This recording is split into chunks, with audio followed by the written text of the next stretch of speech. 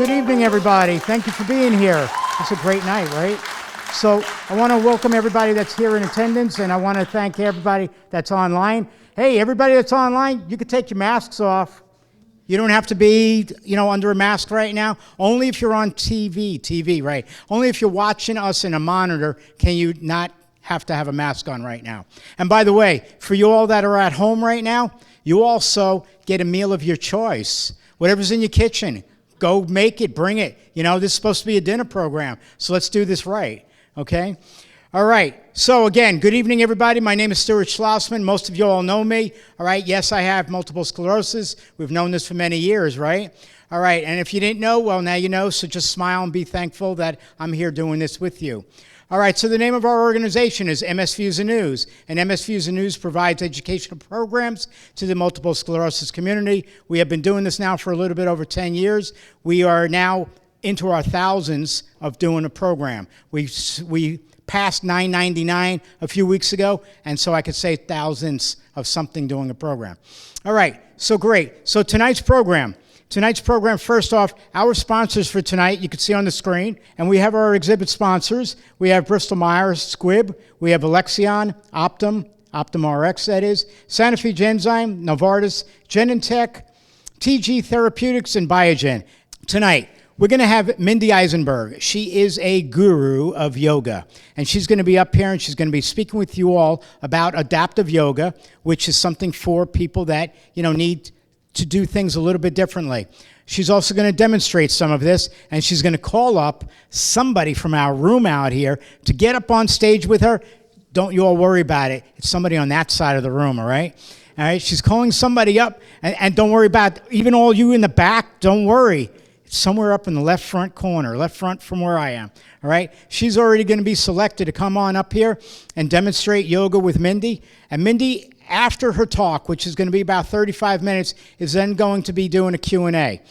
All right, so again, thank you very much, and let's get this program started. That means you. Hey, Mindy, you're up.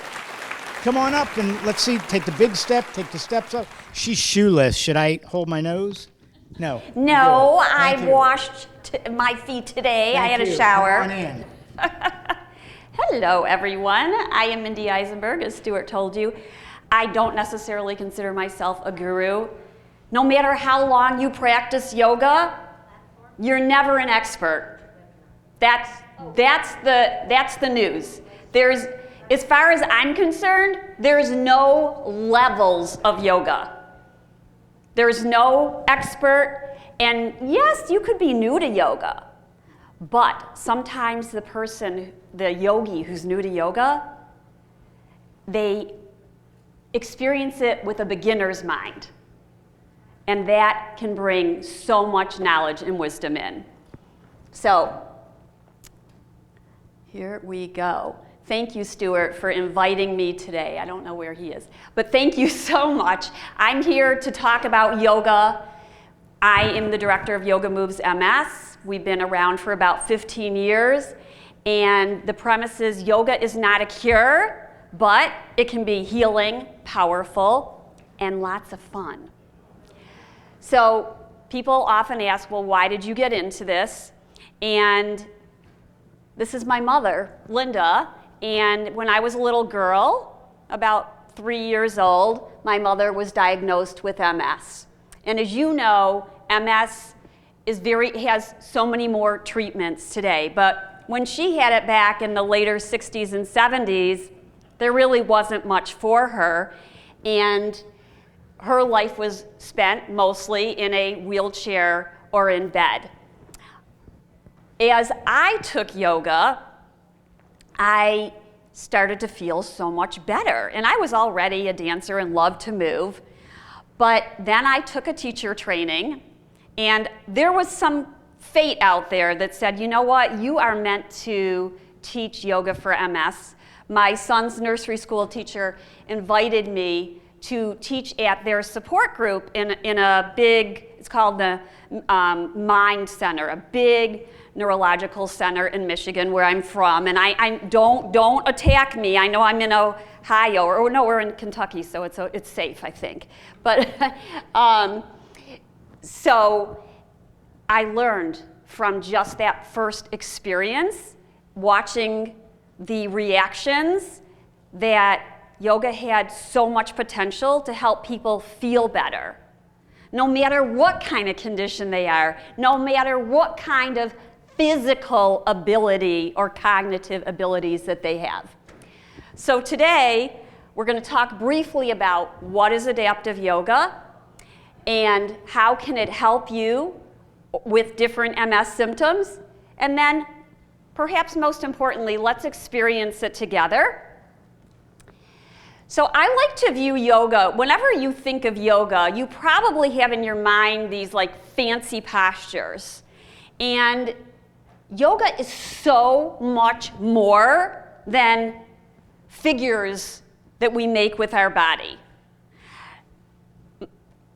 Sometimes my family member, my father-in-law, used to say, "Did you go work out yet?" And I'd say to him, "No, I worked in," because yoga is really not, it may be a workout, yes, it's exercise, yes, it's movement, but in yoga, we've known, or the yogis have known for thousands of years, that we're getting, it's not just the physical element to yoga. There's so many more layers. There's the breath body, as they call it, the breath body, the mind body, the social, emotional impact that yoga can have. So I like to think of yoga as this big umbrella, and underneath it are these components, and the most important component is breathing. I know it's hard to believe, but it's really true. Breathing is so fundamental. Guess how many breaths we take in a day? I'll answer that. About 25,000 breaths a day. What else do we do 25,000 times in one day? So the way that we breathe can have so much impact on how we feel. And every single one of us is empowered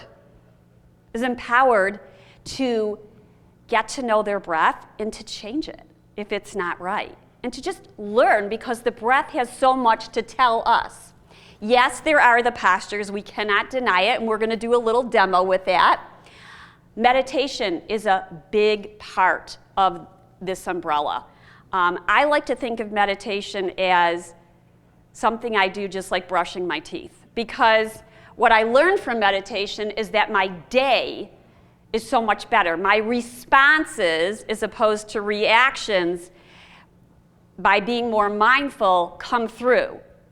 Meditation does not have to be 20 minutes a day. It doesn't have to be 10 minutes a day. So I encourage people to start really brief, like a 1-minute meditation. And there's so many great opportunities out there now online to learn meditation. I highly, highly encourage it. In addition, yoga is a lifestyle, and that's when the yogis, way back when, designed yoga. It was also about nutrition and lifestyle and the choices that we make. The people we hang with, the books we read. So, how is yoga, or adaptive yoga, or yoga for MS different? There really isn't a difference. It's meant to be adaptive. The poses can be done by anybody. They might look different and they might feel different, but ultimately the benefits can be reaped by every and anybody. It should be fun. It should be fun. It might not be at first. There's a lot of learning that goes on, and that beginner's mind really helps to try to not go in with these preconceptions. What we want to do is make sure we're super safe. So you always want to practice in an environment that makes you comfortable. And you want to make sure props aren't in the way, and that you're really listening to your body so that you don't go past that edge of injury.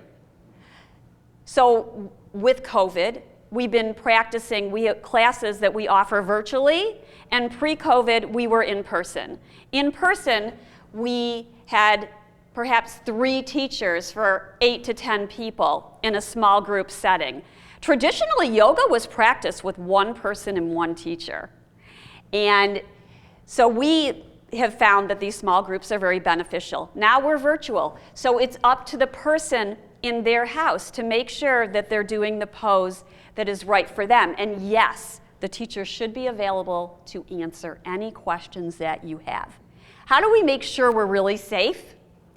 We need to listen to our body and to know that pain caused by yoga is not acceptable. It's absolutely not acceptable. So if you feel pain in your body, the answer is stop. Stop. That's an acronym for stop, take a breath, observe, and then proceed. That's a good one to remember. I learned that in my mindfulness training. Stop. Just stop what you're doing, listen to your breath, feel your body, then observe, and then make a decision. What should I do next? Adaptive yoga, we're adjusting the pace. You're not going in the room where they're like, okay, do these 5 moves, do it, and I'll see you in 5 minutes. It's not like that. Everybody should be going at their pace. What happens if we skip a pose?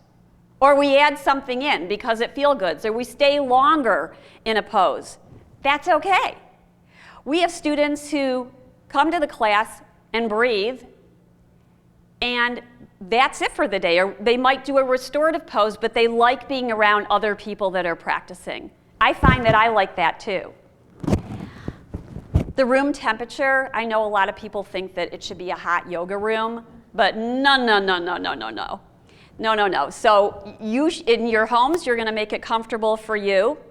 And if you go to an adaptive yoga class, it should be a requirement that it should be around 70 degrees. I always ask my students, plentiful assistance. At home, you might have a yoga buddy because that might be part of the safety.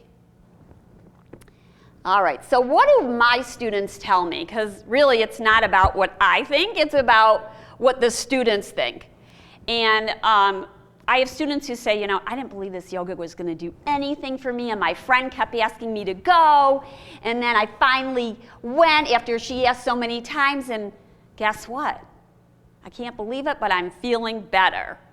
And I hear that a lot. I haven't quite figured this out. We've been teaching for over 15 years, and yet there's a lot of anxiety about yoga. So for me, it's like, well, why are they anxious? It's the best thing we could do. You feel so much better. And yet there is a significant amount of anxiety around yoga. So I'm kind of out there trying to figure that out and help allay any fear about it.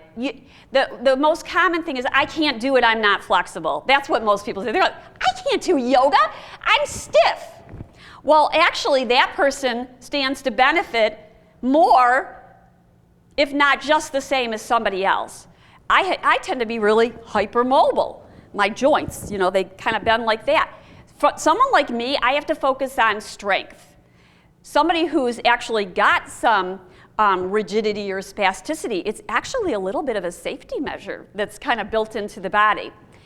So again, we don't have these levels of being good or bad at yoga. It doesn't exist. I had a teacher who used to say, when you're practicing, there shouldn't be any competition because you shouldn't know what the person next to you is wearing.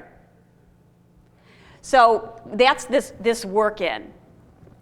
We have found that when people practice yoga, that they start to become grateful for what their body can do. People who have a physical challenge such as MS, they feel like the body is betraying them, and it's really easy to get angry. My bad leg. I can't tell you how much I hear that. And so we try to say, no, that's your left leg or your right leg, or some of our, one of our students came up with, no, they're co-partners. They're co-partners. And really, they're doing the best they can.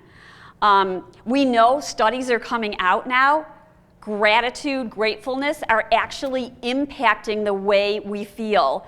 So a gratitude practice, whether we believe it right away or not, I highly encourage. Just even jotting down 3 things you're grateful for, or right before you go to bed, or right when you wake up. I think it's kind of nice before going to bed. You know, what were 3 things that you could be grateful for today? And, you know, it could be that you were able to talk on the phone to so-and-so. It doesn't have to be this big magical thing, but just realizing what is a blessing in our life. The one that really I didn't realize as I went into this endeavor, or really it's been a passion for me, is to create Yoga Moves MS. I love the MS community, and it's been very healing. There's something about it, but what we have developed is a community, and now that it's virtual, the community is expanded throughout the states and even out of the country.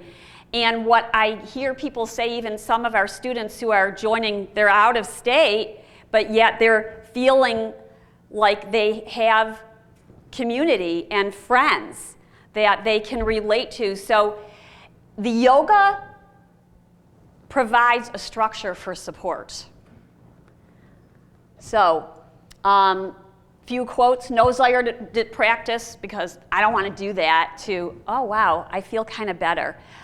We try to help, by doing this practice, you start to realize that you have ability, and sometimes more ability than we think we have, because we tell ourselves we can't do something, and then somehow the body catches us off guard and we realize, oh, we can. I was just talking to someone before we began, and she was telling me how she learned in a balance session about moving toes and how important it has been to learn that and how it's impacted her balance. And I was so excited by that, because in yoga we do have a foot fetish. But my students look at me and I'll say, you know, lift your toes on your right leg, and then lower them down and lift your toes on your left leg. And they'll just look at me like I'm crazy. Like, what am I asking for? And she was talking about how she was focusing on lifting one toe, then the next, the next, the next. That is quite challenging. Let's try it just for a moment. Close your eyes, because you're not allowed to look at your toes. Not allowed. And it's better if you place them flat down, if you can. And I know it's tough if you've got shoes on or boots on. If you're home, you might have your slippers on that are comfy. But focus on lifting your right toes. Notice what you're saying to yourself. Even notice your breath. And then exhale and let them go down. Now focus on your left side and lift your left toes. Feel the sensation of lifting your toes. And then exhale and let them go down. So this is an exercise that we can do. Now, did all 5 toes on each side lift? Maybe, maybe not. But you are sending a message from your brain all the way down there. That is a long way to travel. And we know now that just picturing in your mind the body moving, when you're in a scan, the brain lights up. So literally, you can visualize moving your toes, and parts of your brain are activated. How cool is that? So let's do a demo. I know you're just starting to get situated listening to me, but let's move, and our volunteer is coming up. And so give her your full support, and come on up. Come on up. That's right. That's right. Give her your support. And at the same time, guess what? You guys could practice that at home or in your chairs right here, right? There's no reason not to. Do you want to take your shoes off? She doesn't know what she's getting into here. So in yoga, we do have a foot fetish. And why not? It's the foundation of our body. And there are so many nerve endings at the bottom of the feet. We know so much just from the study of reflexology. And different parts of the feet actually correlate with different parts of our body. Not enough time to discuss this today, right? But let's start by just breathing. So you might want to come up, if your feet don't touch, you might come a little bit forward in your chair. And I just want to show you, like, everybody's body is different. And the first pose we're doing here, we're going to do some breathing, is mountain pose. So mountain pose can be seated or standing. So Katie has her feet down. Katie, right? Mm-hmm. Katie has her feet down on I call it the earth or the mat, the floor, if you will. And she is sitting forward in her chair. But if her feet weren't touching down, we might put a block under, or a book, or a folded blanket, or a pillow, something underneath, so that she was feeling the earth underneath her feet. So sitting forward and feeling alert in your body. So if you want to stand, those of you at home, feel free to stand. We can still be in mountain pose. So mountain pose is an alert position. The spine is long. We feel our feet on the earth. You can imagine that there's like a string at right about the back of your head, and someone's just lifting you up tall. See, she grew taller. Yeah, that's another reason people are like, oh, did I get taller from doing yoga? So there is a focus on balance. And then let your hands perhaps go to your belly and feel your breath. So we'll practice a few of those 25,000 breaths together here. You can take your hands to your belly, and as you inhale, notice what happens. The belly expands. Now, if it's not, don't worry about it, because this is something we practice over time. And then we exhale, and the belly softens back down. Now, the yoga breath is generally breathing through the nose. Yes, there are some other practices, but generally, we're breathing in and out through the nose. Now, you could take your hands to the side of your rib cage. Yeah, oh, now she's getting really tall. Right? We're creating space here. It's like we got little toothpicks in between our ribs and the ridge of our pelvis. And as you inhale, you can feel the sides of the body expanding. That's right. That's right. The breath isn't just in the front. It's actually everywhere in your whole body. And then maybe you take one hand behind your back and one hand in the front. And then you inhale. And you may or may not feel the expansion yet in the back of your body, but as we practice the yoga, we become more aware. And then the breath becomes fuller. And with that fullness comes a greater sense of well-being. So let's lower our arms down now, and we're going to go ahead and we're going to lift our arms up overhead, and please join with us. So now you can lift one or both arms. We're going to start by lifting our right arm. Now, for some people, lifting the right arm might be here. Is that okay? Absolutely. You want to go to your range of motion, not somebody else's range of motion. If you start to feel that the shoulder's hurting or you're feeling some type of pain, you want to bend the elbow back down. And then you're like, geez, she's talking so much, she's making me keep that arm up so long. So let's exhale and lower it back down. And then we're going to inhale and take the left arm forward and up towards the sky. And guess what? This side feels different. It feels different. Let's go ahead and take the right arm up also, if that's accessible. Good. Now drop your shoulders down your back. We tend to lift our shoulders up because we are stressed out. This is very stressful times. That's right. Reach up and spread your fingers wildly. That's it.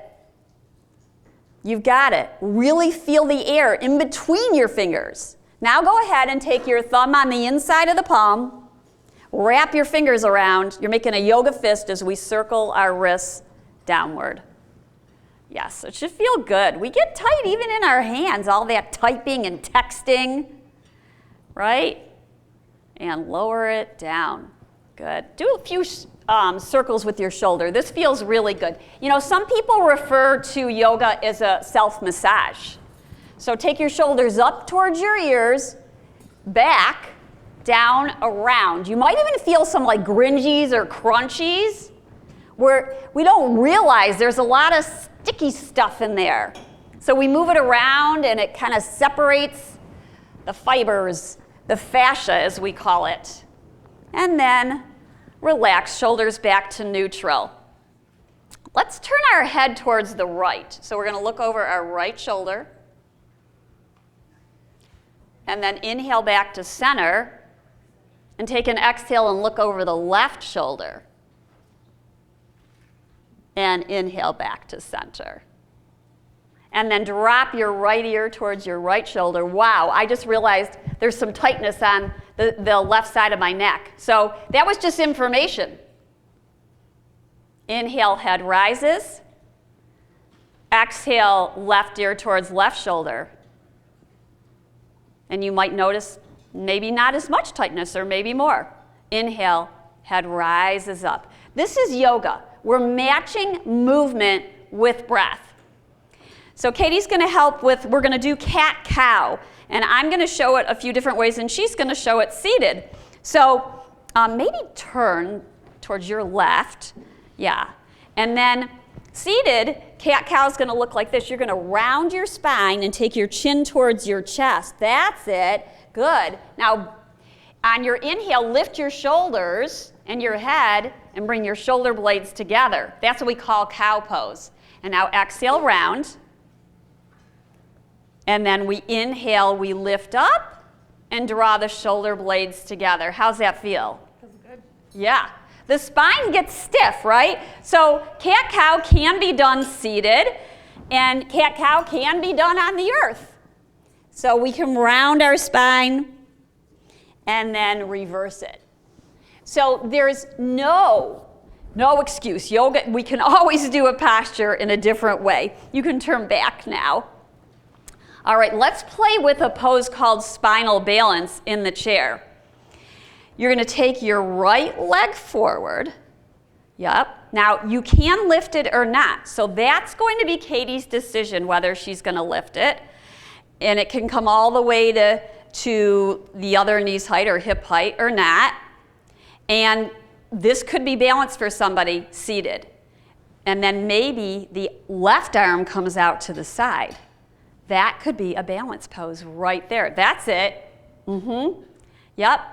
I'll show you. It also can be done on the earth with one leg back and one arm forward. So the same pose in different dimensions. I like to think of yoga in different dimensions. Let's do a leg stretch because it's a favorite of many. You're going to take the tie around your right foot. Okay. There you go. And then sitting up tall. Now I like to cross the tie. By the way, these props, nothing fancy. You can use an old men's tie if you have one. You don't have to buy a yoga tie. Or sometimes a scarf works or a belt robe works. And you don't have to have any fancy yoga mats. So you're going to inhale and lift your right heel towards the center of the room. That's it. And then pull your toes towards you. Try to relax your wrists. And it's, so the leg is heavy. This bone is the heaviest bone. The femur bone is the heaviest bone in our body. So this is a workout too, right? We're using weights. So you're pulling the toes toward you. You could even imagine spreading your toes. Now I'm adding on these things you don't have to necessarily do. But where do you feel this? Right back here. Yes, exactly. So anybody get spasticity or cramping or tightness behind their legs? Probably one of the most common right? You can exhale and lower down. So that kind of pose can be done for a breath or two, or could be held for several breaths, and it can be very helpful for spasticity. Go ahead and do the other side. We can do this pose in bed, lying down as well. So there are different ways to do it. Now, if you didn't have a strap, you could actually interlace your fingers underneath your thigh. That would be another option. And do you notice, is it the same or different on your left side? It's pretty much the same. Okay. So that happens sometimes. It's the same, and sometimes it's different. And then exhale and release it on down. Awesome. Let's do number 4 pose. So number 4, well, some people call it number 4, some call it gentleman's pose, but you're going to bring your right ankle over your left knee. That's it. Yep. And so you can gently press down on, not on the knee. So I have this thing about joints. We can't push on joints. So we want to press down on the thigh, not on a joint, because our knees are so precious and they're vulnerable. And so but you might feel it on the inside here or the outside of the right hip. Now, if you're not feeling, then you can go ahead and actually lean forward a little bit until you do. Now I'm feeling it. Now she's feeling it. So if she didn't feel it, she could go a little bit more forward. If she was already feeling it straight with her spine straight up, then she wouldn't lean forward. So that's how you get to tailor the pose to you. And then you can come on out of it. Now, for all these poses, you want to be breathing, do it. You want to be breathing while you do it. What happens when we get anxious with the breath? It either gets really fast, or we tend to hold our breath and it becomes non-existent. Go ahead and try the other side now. So that's what happens also with pain. I was also having a discussion with someone earlier today about pain. And with yoga, we're listening for the messages that our body is telling us. And sometimes we get so busy. Are you breathing? You can come on out of it. We get so busy that we don't even realize we're in pain. And then if you ask people, how do they handle their pain? A lot of people will tell you they keep as busy as possible to ignore it, to just distract themselves from it. It could be physical pain, or it could be psychological kind of pain. The pain is real, by the way. The pain is never not real. It is real.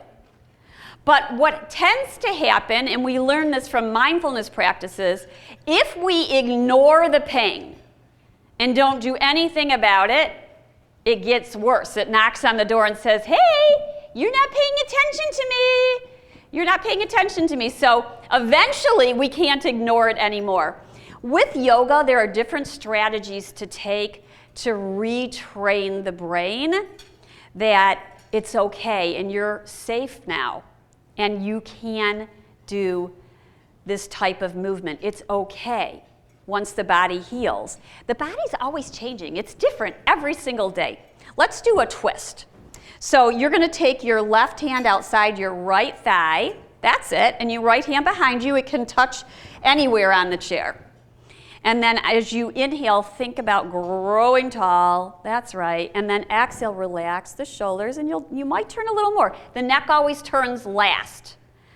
Twists are amazing. I think we have to do at least a twist a day. And I can't tell you what we discuss about where to do twists. I don't know if it's appropriate at a presentation or not. But in the potty, it's okay to do twists there. In fact, it can be very helpful. So it helps with digestion. It helps move all this area that tends to get stagnant. What do? We're in front of a screen. We live a lot of our life, we're not moving. So we need to move. Yeah, come on out of that. I'm yakking, and my students know to just come out. Go ahead and do the other side. You're going to take your right hand outside your left thigh. And then think about growing tall. And enjoy feeling your shoulder blade come onto your back. And then breathe right there. And think about when we had our hands on the rib cage and breathing into spaces that may not have even felt your breath in a while or movement. And then inhale and return to center. Awesome. Isn't she awesome? You're awesome. Thank you. You're so willing and ready and brave. And brave. Let's take our arms up overhead towards the sky. So we reach high. And then let's take a side bend towards the right. Now you can always use one arm or both arms. Some people like to take their right hand to their left wrist or forearm. And think about growing tall. So push down through your feet and push down through your hips. And then make space in each vertebrae, in between each vertebrae as you take your stretch. And then inhale, return to center, and switch sides. Relax the shoulders in between each side. And then we take a side bend towards the left, and we actually feel this on the right side of the body. Breathe in and breathe out. Inhale, returning to center, and exhale, we bring our palms down in front of our heart. And then exhale, release your arms. Now perhaps you close your eyes and come back to your breath. Return to the breath. Take a breath in through your nose and out through your nose. Feel the warm air. Feel the sensation of breathing. Notice where you feel it. So we can take a pause in between the poses. A breath break. And then slowly opening your eyes. Inhale, take your arms up overhead. Once again, we call this a sun salute. So you can be standing or you can be seated for a sun salute. And we're going to exhale and take our arms out to the side. That's it, like wings. And then exhale and lower your arms down towards your legs, whatever they're touching. Release your head and your jaw. So we're essentially doing the same thing. One is seated and one is standing. And breathe in. And as you breathe in, lift your heart and lengthen your shoulders towards the center of the room. Pretend that your crown of your head is reaching towards the wall in front of you. And then exhale and let it go. Let it go. And then you're going to press down through your feet and through your hips when you're seated. Take your arms out to the side like you're going to fly. And then inhale, arms up overhead. And exhale, our hands thread right to heart center. Open up your arms wide. And then you're going to cross your right arm over your left and give yourself a hug. Ooh, echo. So yoga's also a hug. Oh, sorry. Inhale, open your arms up. I won't hug myself. And then go ahead and take your left arm over your right. That's what yoga is. Yoga is a big hug. It's a gift that you're giving yourself. Really feel. What do you feel when you take your fingers back there? You might feel your arms. Depends where your fingers are going. You might feel your shoulder blades. And then inhale, open up your arms again. Turn your palms upright. That's it. Relax your shoulders down your back. Soften the joints, soften the elbows. And exhale and flow your arms down by your side. This is yoga. It doesn't have to be some big, fancy pose. And hopefully, it helps us to feel just a little bit better. So mindfulness is something we can do no matter what we're doing. And this is a big part of yoga. Right now, you can tune into your body, whether you're eating or whether you're sitting in your favorite chair watching this or lying down on the ground listening. You might soften your eyes and feel your body. If you're eating, You're going to feel the sensation of what's ever in your mouth. In fact, even if you're sitting, you can feel saliva, the tongue, the temperature of your body. So we draw inward. It's the point of being here rather than somewhere else. So the trick is, can we be right here and pay attention to sensation, holding the fork, listening to the water as it's poured, listening to the sound coming out of the TV or the screen. And this is the gift of yoga, because we become so much more aware of what's around us. And this builds our gratitude. So at the end of a yoga practice, it's customary to bring our palms together. And everyone can do this. We feel our palms touching. We might gaze inward by just bowing the head slightly. By the way, yoga is not a religion. I know some people think it's a religion. It's really not. It could help someone with their religion, perhaps go a little bit deeper, but it shouldn't impact the way that you believe. We bow in and we acknowledge that everyone, yourself and everybody that you interact with, has light within them. And so when we say namaste, we are humbly bowing, we are acknowledging, and we are honoring the light in each one of you. So I say namaste. And thank you so much. Thank you so much.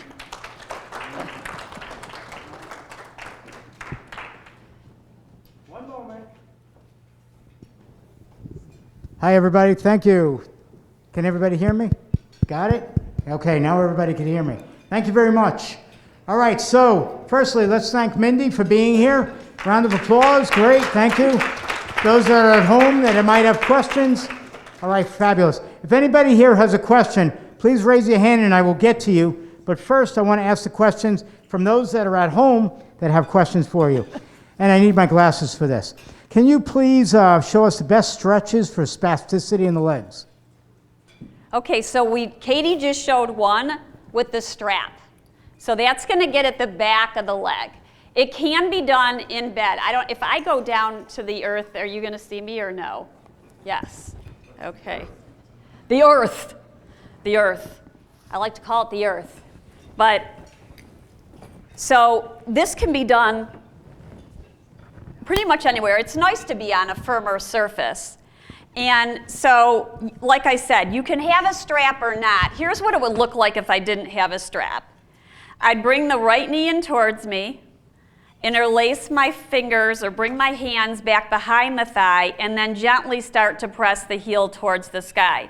Now, if there's a lot of spasticity, the knee's going to be bent, right? It's not necessarily going to straighten. Is that okay? Absolutely. It's about the sensation that we're feeling in the back of the leg. So, and then let's say someone's really got a lot of flexibility. Well, they might extend their bottom leg. So we can always change it up. How long should someone stay in it? Now, that's going to depend. If it's painful, you're going to come out. If a spasm occurs, like you start stretching and then a spasm says, it gives you a little message, we learn to back off. When I was first teaching yoga, I'd be like, we're going to get this spasticity. We're going to get this spasticity out of these students. They're not going to have any more spasticity. And I'd push it and push it. And what happened? It fought back, and the spasticity is going to win.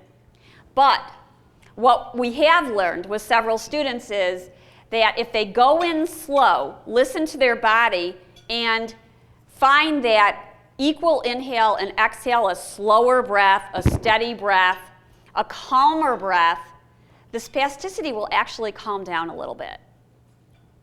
Like I said, it's not a cure, and the more that we do it, the better we're going to feel. So that's for the back of the leg. If it's the front of the leg, then in the chair, we can do different thigh stretches. So this might look better on the side here, so there's a few different ways to do this. One is to take the foot back like this, and you would hold on to the chair. And so this might get at it. Now, not everybody likes that. Frankly, that's not my favorite one to do. Another one is to turn sideways in the chair and hold on to the chair and then adjust yourself so that you can drop the outside leg down. And we could have a pillow or a block underneath the knee, and that can be very helpful. Now, if someone was really concerned about balance, they might have another chair on the other side. There's never too much props. It's the amount of props that the body needs to feel safe and to get benefit from the pose. And then on the earth, it would be on your belly or on your side. And my students with MS have taught me how they get into these things. I mean, I would have never thought. They use one leg to get the other leg around. So one way is to lie on your side, bring the leg in, and this, you could either have a strap on your leg and pull it back like that. And you would stop. Like if this is where you feel the stretch, if this is where we're really tight, then you might stop right here, and then for someone else, they might pull back a little bit more. Now, this is what I mean about people teaching me. They would literally take one leg to get the other leg up. And I think that's so cool.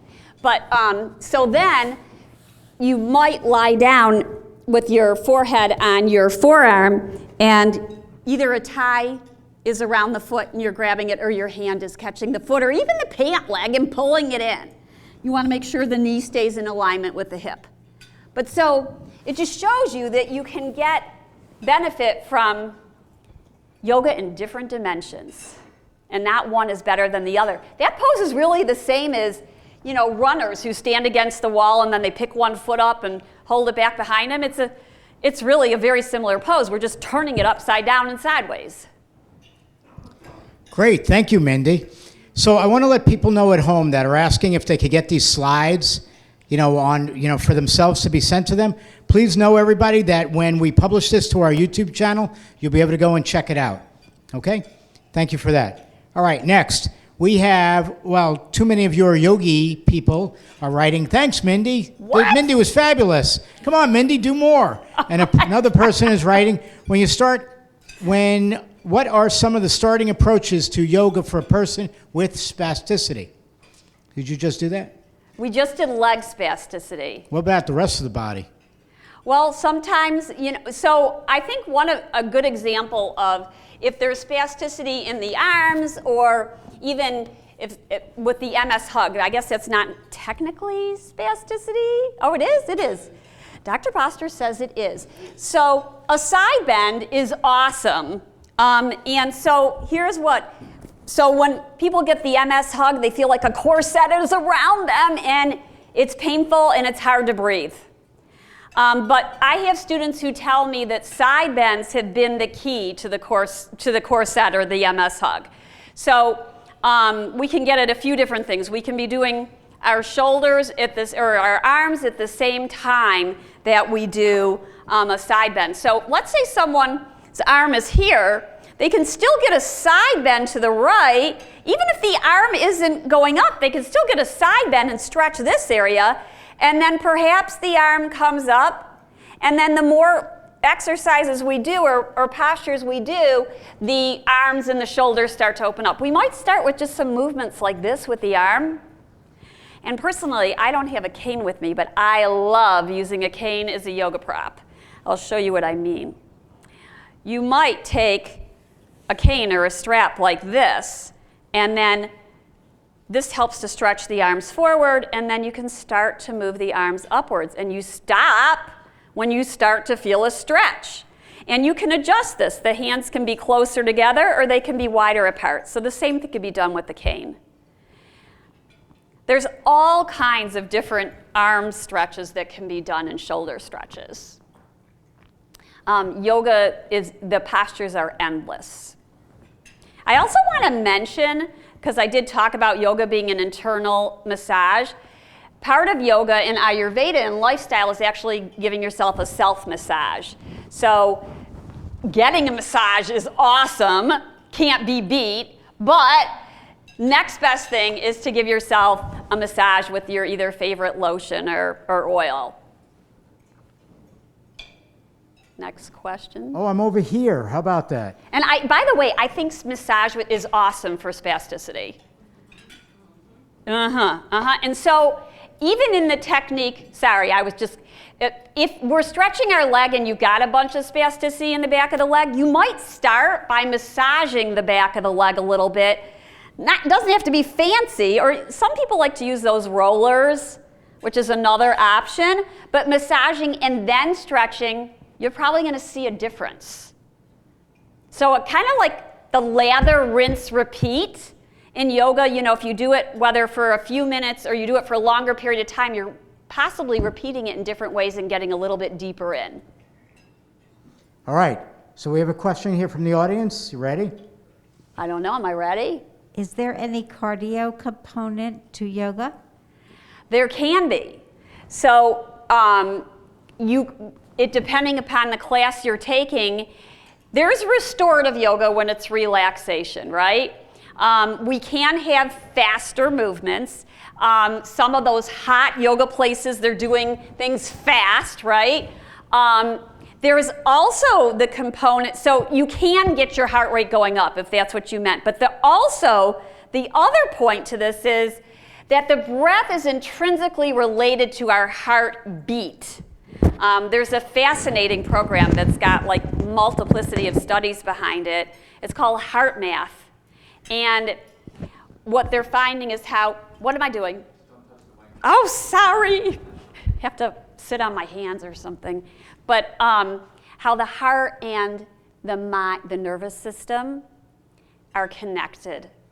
And so just by altering your breath, you can alter your heartbeat. And so I have a few students who have said that they're either have gotten off of their blood pressure medication or the dose has been changed once they learned how to integrate yoga breathing into their life. Hi. I didn't get to hear if you spoke about neuroplasticity in yoga. For replacing what the brain thinks is pain in the body and why a person may not be able to use yoga. I'm not sure I'm understanding the question. Neuroplasticity refers to that our brain is essentially plastic.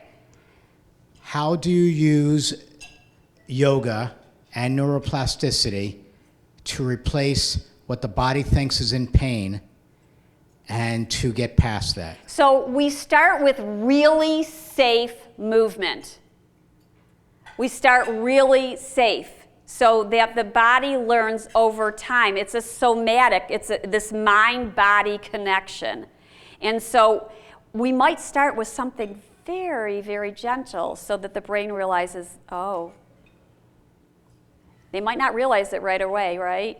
So it's a slow movement with our breath, and there's this gradual changing. But the brain has to know that it's safe, or it's going to go into fight or flight again. So we're trying to break the patterns of what our thought patterns are. We're trying to break that over time. It's a fascinating practice that really can work. Mindy, I'm going to have to say thank you for being here. All right. Awesome. Thank you for having me. Thank you very much. So firstly, I want to thank everybody for being here in person as well as online. Tonight's program, we did have all the exhibitors that I mentioned at the beginning of the program. This program was not sponsored by a pharmaceutical company. This was an MS Views and News program. This is something that we wanted to give to the MS community here, okay? And we will be doing in other locations around in the United States. So for now, I just want to say thank you again for everybody. And for those online, have a great night. Be safe. Don't drink and drive.